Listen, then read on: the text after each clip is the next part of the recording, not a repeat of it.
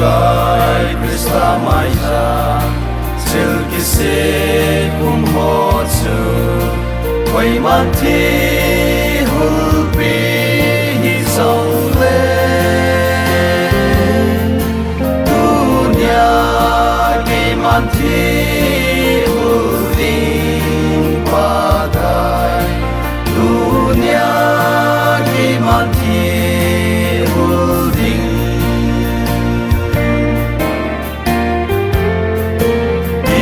Tâm ta chỉ cầu thần Đó ôm xa hùng quỳ Và cái nắng ta tiếng ta xin lâu Ta thì tu xây tiếng hi dòng lệ Sống hô tu ca xây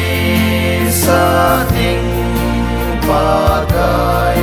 sum ho tu say hi thou hen Pakai Krista Maya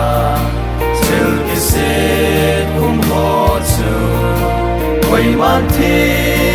hulpi hi dòng le Dunya ki man thi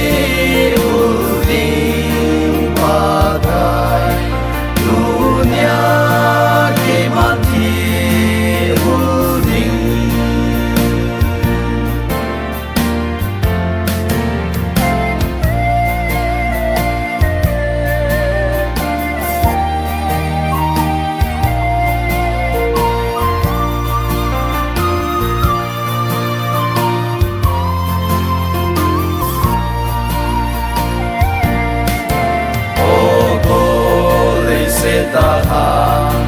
pakai Jesu belta azitu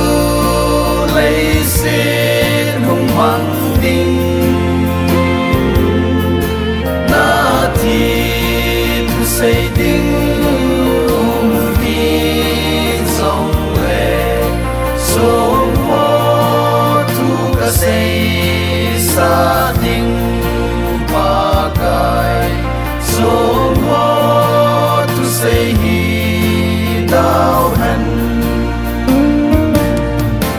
Pakai Krista Maya Silkise kumhochu Quay man thi hulpi hi dòng le Dunya ki man thi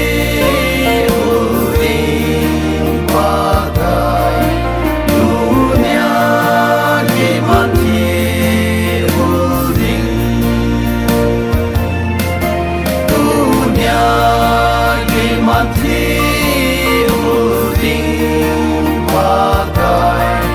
dunia ki man thi